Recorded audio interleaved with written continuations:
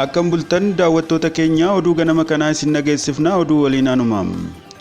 Dhugaa keenya nuuf himuuf qoosaa soba hin qabne kan dubbatu miidiyaan keenya doorsifamaa jira jedhan hordoftoonni OMS biyya keessa fi alaa.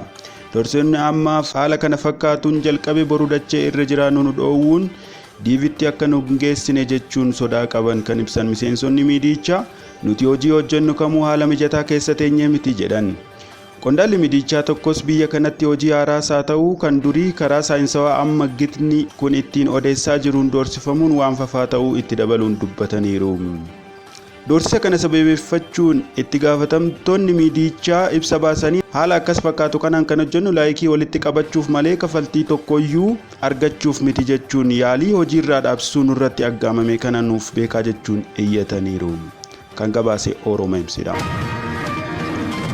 Oduu dhimma feesbuukiin wal qabateen ijoolleen meettaa gamaa maqaa Maarkii Zuugarbargii margaa baatiiti malee maarkii miti jechuun mormii dhageessisaa jiraachuu OMS gabaaseera. Gabaasa kanaa wal qabatee dubbiin kaameraa badeessuun mana murtiitti akka ilaalamu jechuunis jaallattoonni sirba Muktaar Usumaan gungumaa jiraachuunis dhaga'ameera.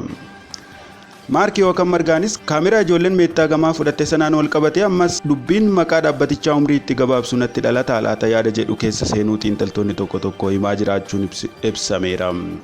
Jalqabbii jijjiirraa maqaa dhaabbatichaa irratti warri Hibruu Facebook Deed jechuun yaada isaanii ibsachaa jiraachuu kan gabaase BBCnis yaadannoo yeroo as dhiyoo gabaasa isaa keessatti kaa'ee jira.